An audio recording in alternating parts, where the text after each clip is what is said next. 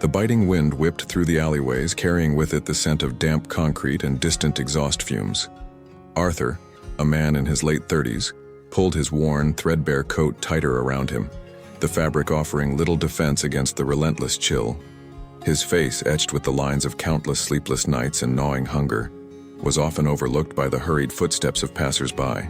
He was one of the many invisible figures of the city, a ghost in the bustling urban landscape.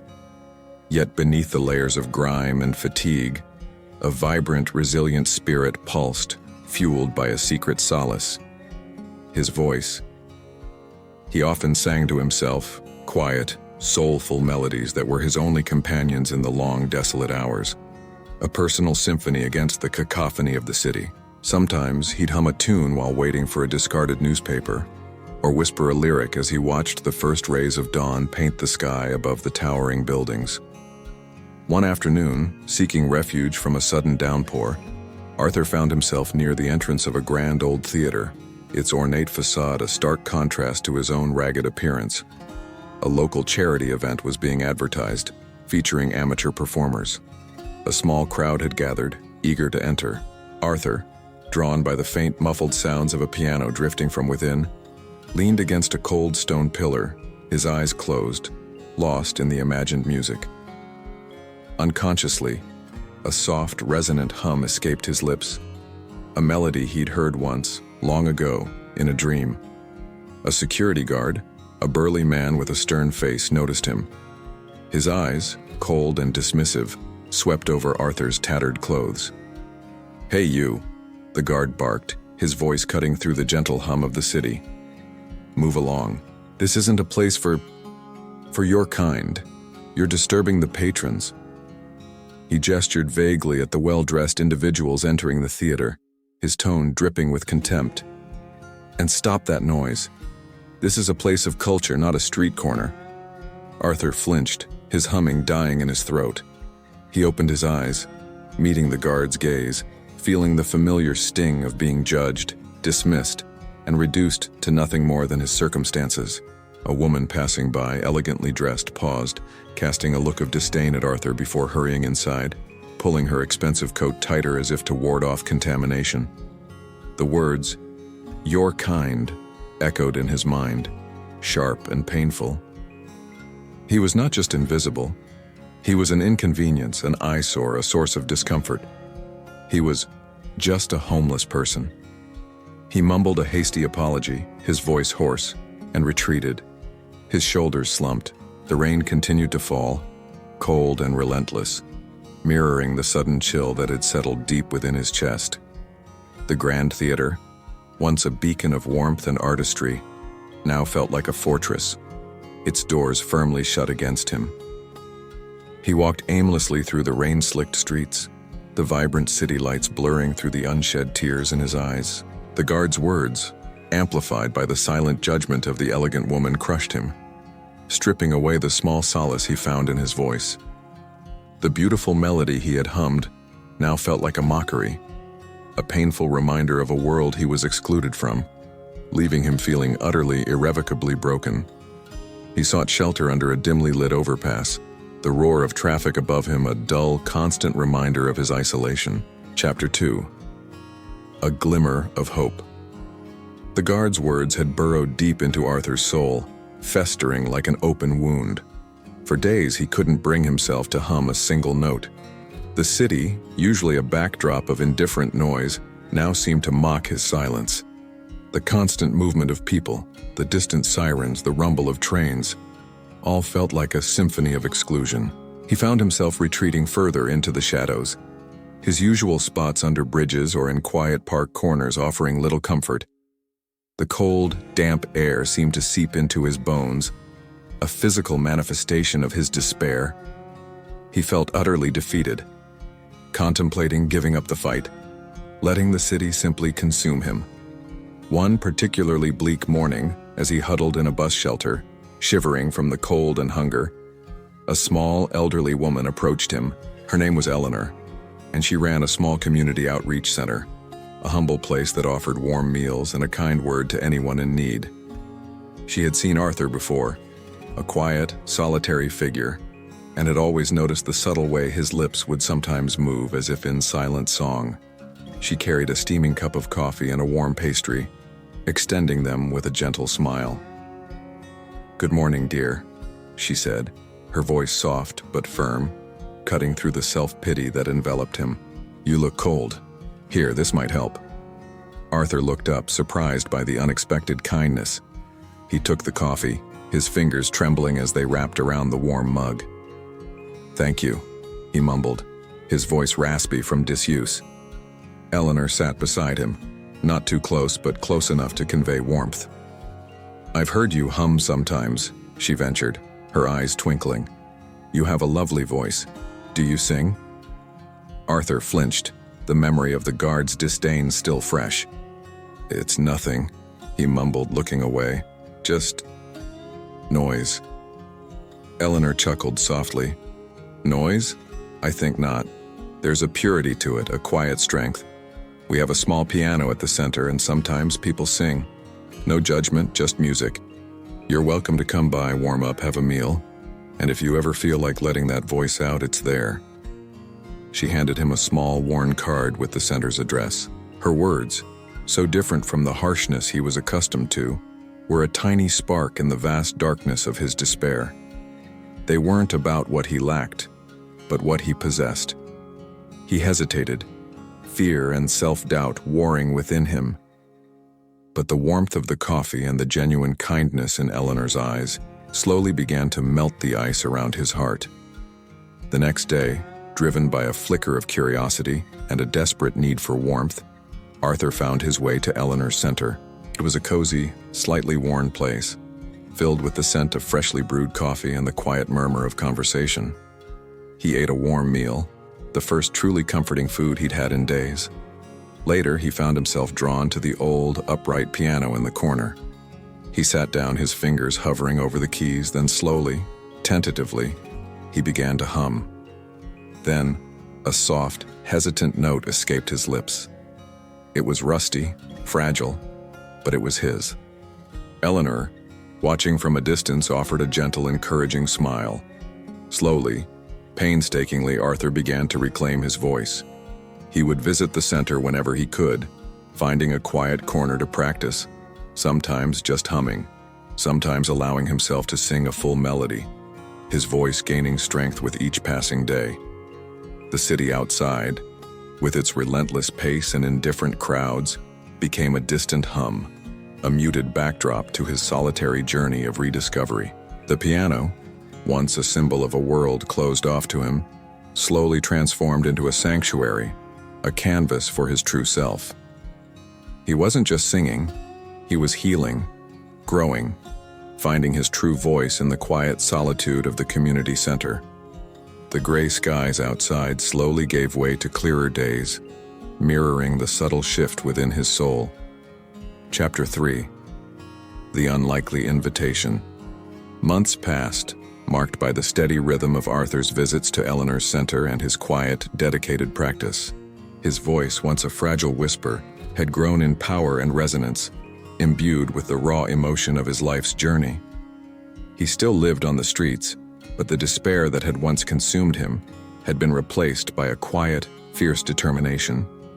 His singing was no longer just a solace, it was a purpose, a connection to something deeper within himself.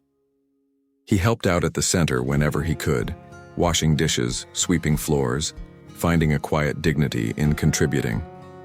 Eleanor, a constant source of gentle encouragement, became a true friend.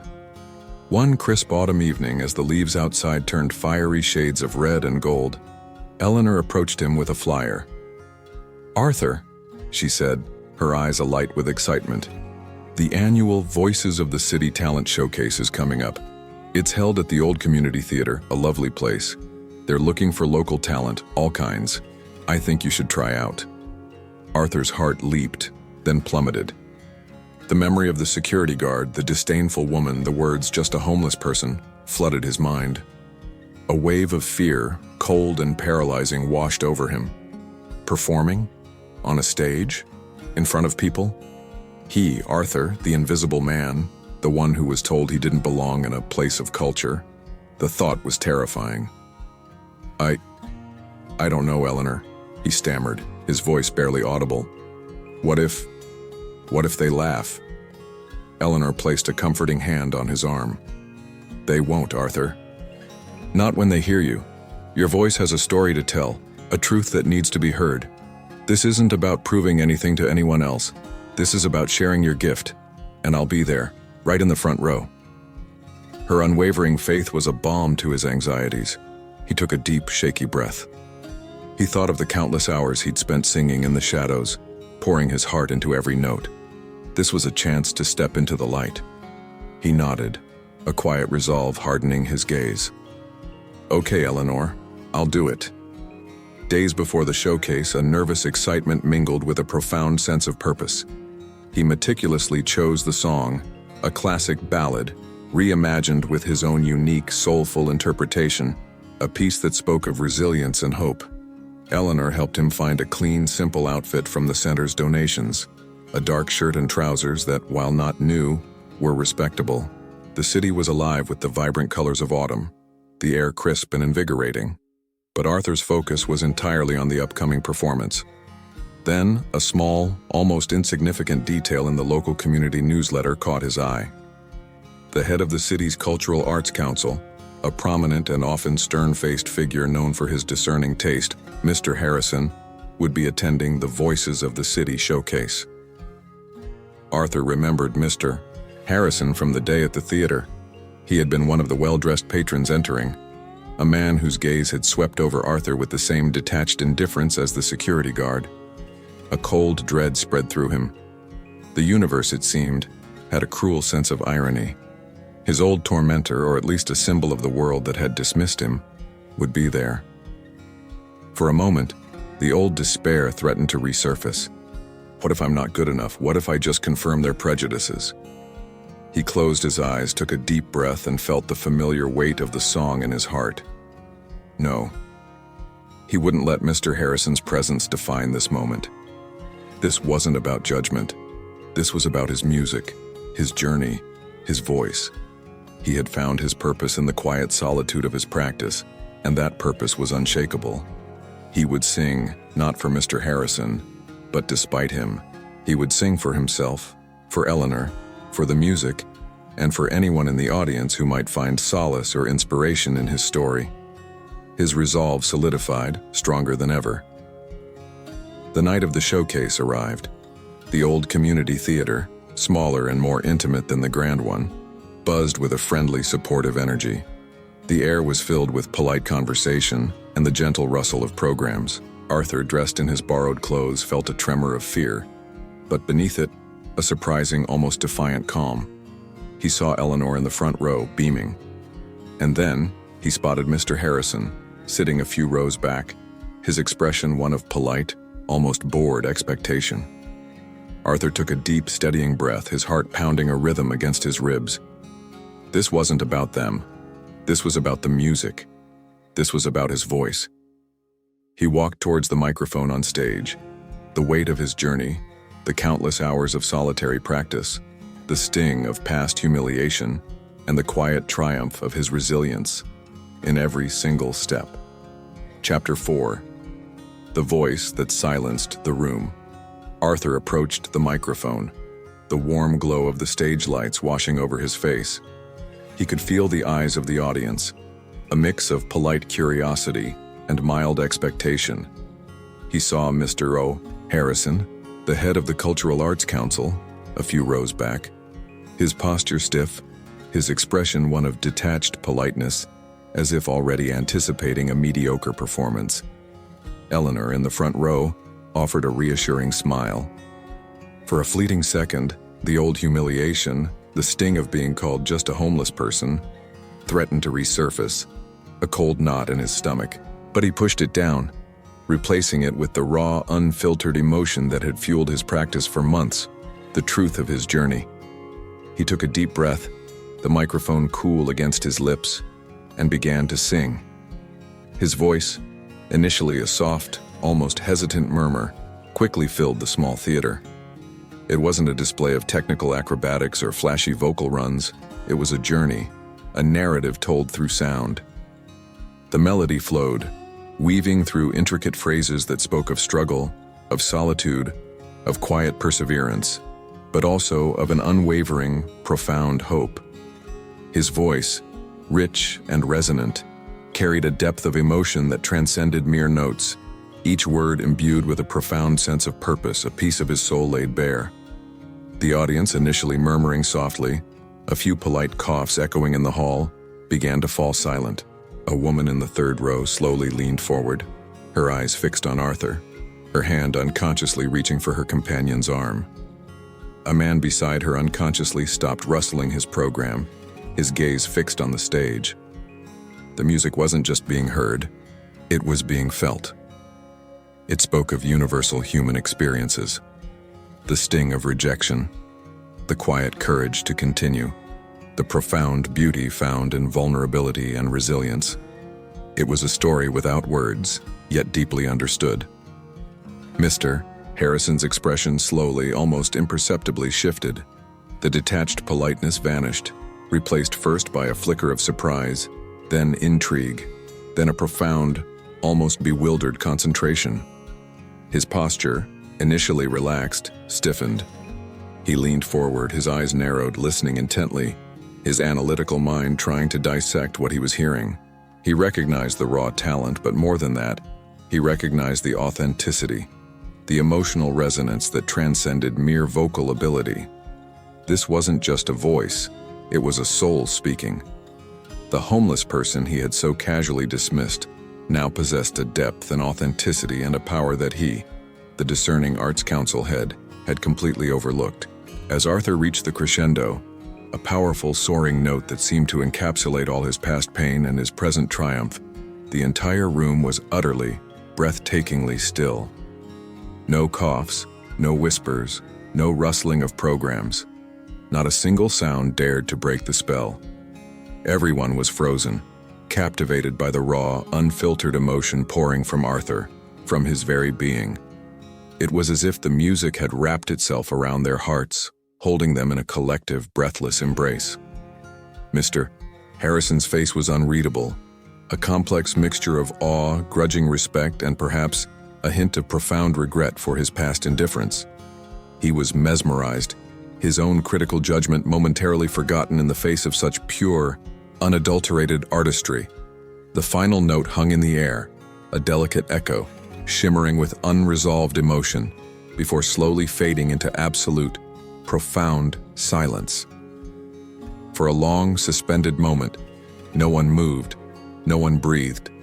The silence itself was a testament to the music's power. Then, Eleanor, tears silently streaming down her face, began to clap, slowly, deliberately. The sound rippled through the theater, growing, gathering momentum, until it erupted into a thunderous, standing ovation. People rose to their feet, their faces alight with emotion, some wiping away tears, others simply beaming with admiration. Arthur looked up, his chest heaving, not from exertion but from the profound release of having poured his entire being into the music. He saw the genuine admiration in the audience's eyes, the raw emotion on their faces. He glanced at Mr. Harrison, who, for the first time, met his gaze without a trace of indifference or disdain. Mr. Harrison's eyes, usually so sharp and critical, held a newfound respect. He offered a slow, deliberate nod of acknowledgement, a silent admission of his error, a rare and profound gesture from such a man. In that moment, Arthur didn't feel a sense of triumph over Mr. Harrison, or a need for external validation. Instead, he felt a deep, quiet validation from within. He had sung his truth, shared his story, and it had resonated. They had called him just a homeless person. But Arthur's voice had spoken for itself, silencing not just the room, but the doubts that had once plagued his own heart. His journey, marked by humiliation and solitude, had just truly begun, transformed into a powerful testament to the enduring spirit of art and the quiet strength of the human soul. The city, with its myriad lights twinkling in the night, now seemed to celebrate not just the grand performances, but the profound, unforgettable melody of a quiet triumph.